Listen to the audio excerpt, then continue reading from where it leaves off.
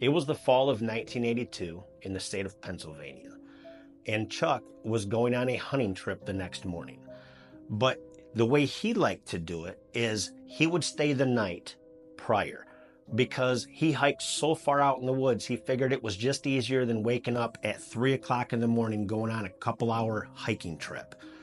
So he packed up his backpack with lunch for in the morning and dinner at that night, loaded up some extra ammo, threw in a 6-pack of PBR just in case, loaded it into his car, and set out in the direction where he would leave his car for the night. And after about an hour drive, he arrived, got out, grabbed his backpack, threw his rifle over his shoulder, locked his car, and set out in the direction of the woods. Now, he really enjoyed going here because you didn't run into anybody, and years prior, he had never been able to fill his tags. And lately, at this place, that's exactly what he would always do. Always fill his tags, and he had a great time doing it. Never running into anybody was something he really enjoyed, but on this trip, he would in fact run into somebody he'd never forget. But before we get into that, good morning, good afternoon, good evening, wherever you may be. I'm your host, Mr. Biggs, coming to you from the great state of Michigan, a place where hunting and fishing employs over 135,000 people. I'm here to bring you true, scary, mysterious, and sometimes the most outrageous stories you've ever heard on the World Wide Web. Let's get into it.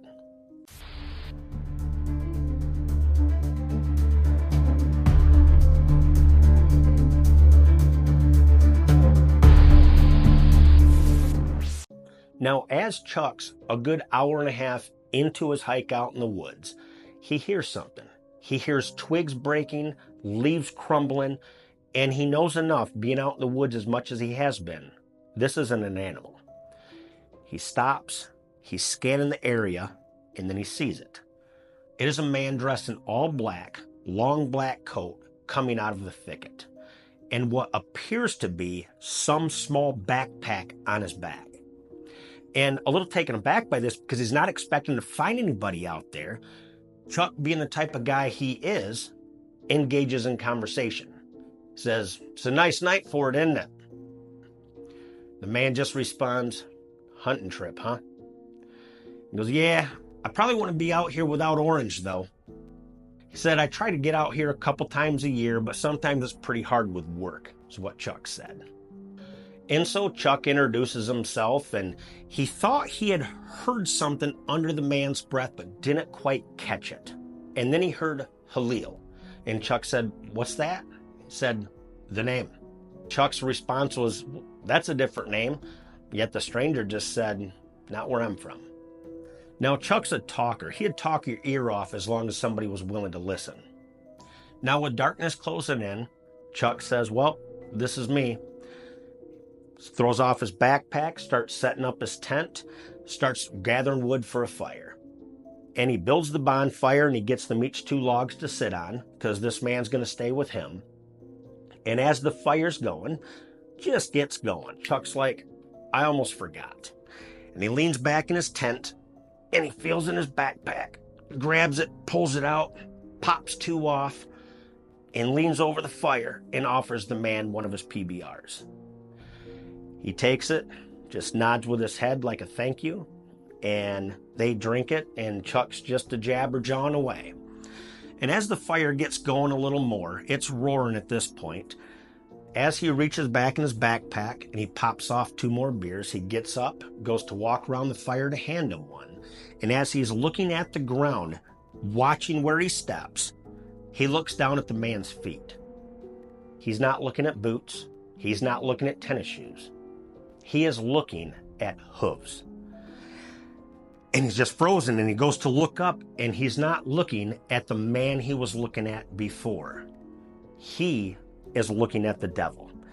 And as he goes stumbling backwards, trying to get back towards his tent, just get some distance between the two, the man starts laughing. Oh, what's the matter, Charles? Don't act like you didn't know who I was. I've always known who you were. And as he falls back, he grabs his rifle, flings it forward, and there he sees little demons dancing around the fire and coming out from the trees. And right as he goes, he's gone. Now, Chuck would spend the rest of the night in his tent, paranoid, clutching his rifle, holding a flashlight, looking for whatever, listening to the crackling of the fire, wondering if anything was coming to get him, because he certainly wasn't going to leave that night. Now, Chuck would have nightmares for months after this, and he always kept going back to that word that he missed. He missed something. Remember in the beginning, he said something, he couldn't quite get it, and then he got the name. And then all of a sudden, one nightmare, he knew exactly what it was. When he had said his name, "I'm Chuck," he said, "I know." Now, Halil translates to Lucifer. In Hebrew means morning star. And in these nightmares, he remembers having a conversation with a buddy.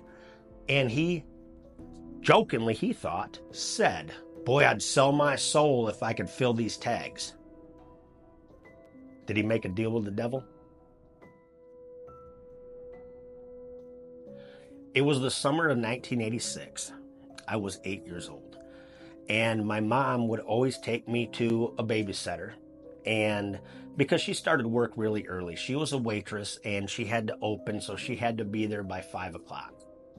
And we'd get up at 4.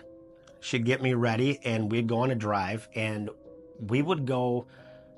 Her house was located at a place called the Mill District. And I remember it being creepy as anything. You'd cross this creepy old bridge, and you would go in between these two old mill factories. They were, wood factories. And right as you went through the gravel lot, there was this small drive that went down, and there were 2 houses down there. They're not there anymore. But it was surrounded, it was like a peninsula. It was surrounded by the river. And she sat kind of up on a hill, and I loved the lady. She was an older lady. I didn't mind getting up super early. I'd arrive at her house, and she would have the couch made out for me so I could lay back down and go to sleep. I'd wake up, and she would have breakfast on the table for me. And I thought she was the sweetest lady. Well, my dad had an absolute fear of spiders, and I knew just the place to find them. So if you walked around her house, about 4 foot out, you had yard, and then it just dropped right down this really steep embankment. You went to the back. In the back of her yard, right up to the house, she had this old garden that she was too old to take care of anymore, and the weeds were taller than I was at the time. But the rest of the yard was manicured. And right 50, 60 foot past the house was the river. And she had this wheelbarrow that was flipped upside down, and she had kept it upside down because even though she was too old for gardening, she didn't want to fill with water, so she would flip it, fill it with sticks, whatever fell into her yard, and then go dump them in the back corner. And I would love to crawl inside of there, and I'd carry this mason jar with me. And I would look for spiders. And I knew my dad hated them, and I loved to find them, and they were so big by her house because of the water and everything else. They were enormous. And I would pick them up with my bare hands, never got bit, and I'd put them in this mason jar, and I'd wait for my dad to come pick me up when he got out of work, because I was going to cup them in my hand, walk up to him, and Dad, look, and watch his skin crawl. One day, I was crawling in through there, and I found up on her cement foundation, it was block if I remember correctly, and I saw the biggest one I'd ever seen. I quit grabbing, I scoop them in the jar, and I'm holding my hand over top of the jar because I didn't put a lid on it because you didn't want to suffocate them, and they couldn't really get out of that anyway. And as I'm crawling on my hands and knees out of this, I'm still scanning the area because these spiders would like to burrow into holes and stuff too, and you could just dig them right out. Or lay the jar down, dig, and they'd shoot right into the jar, and you've got them. As I had come out of those weeds, I looked up, I was looking directly at the wheelbarrow. Only the wheelbarrow wasn't completely upside down anymore. It was tipped up. And I locked eyes with something coming out of the ground, holding the wheelbarrow up with a big grin on its face. And I was face to face with the devil. I dropped that mason jar, stood up, darted out of those weeds, flew around the house, and as I'm trying to run as absolutely fast as I can, I'm slipping down the hill the entire time, and I'm scared that whatever I saw was coming after me. I make it back into the house. I turned that handle and ended up shouldering the door so hard I broke the jamb. My dad ended up having to fix it. We went in, I'm screaming, and I went in and I told her that the old lady, I won't mention her name, of what I thought I saw, and she instantly started praying with me. And I didn't even really know what she was doing at the time because I wasn't into anything like that at that age. And calmed me down. I didn't tell my dad what I saw because it freaked me out, but I would have nightmares about it forever. I mean, the biggest thing that always concerned me was, why did it grin at a kid? I never understood that. Well, fast forward years later, I was really close with my grandparents, particularly my grandma. She was a sweet old lady, and she lived about an hour and a half north of me. So what I would do is I would just pick a weekend and I would drive up there, spend the night, and in the morning we'd get up. She had this thing that before I left, she wanted to go, we all went out to Old Country Buffet, believe it or not. And I spend the night, and I get up in the morning, and my grandpa, of course, he's out in the barn tinkering. That's just something he always did. My grandma was sitting at the table. She was drinking coffee.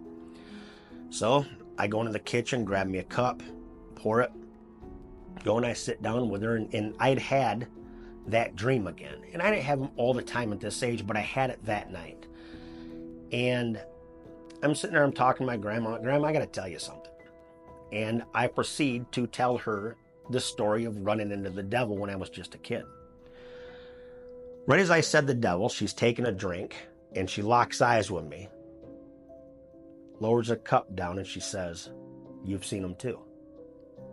I'm like, and the hair on the back of my neck stood up. I'm like, "Grandma, what are you talking about?" She goes, "Well," she goes, "this was probably a good 10 years ago or so now. I was out in the woods with a couple friends, and they were morel hunting, you know, those little mushrooms. That's real popular in the state of Michigan. And she was out by herself. You know, the group kind of broke up, you know, trying to cover a large area. She bent down, found one, and she plucked it. And as she stood up, she looked. And she saw the devil, she says, standing in front of a tree with a gigantic grin on his face. And right as she turned to run towards the direction she thought everybody was at, she turns to look over her shoulder, and he's not there." So I don't know. Am I crazy? Is she crazy? Are we both crazy? Or have you ever seen him? And if you have, drop it in the comments and let me know. I would love to hear about it. Till next time.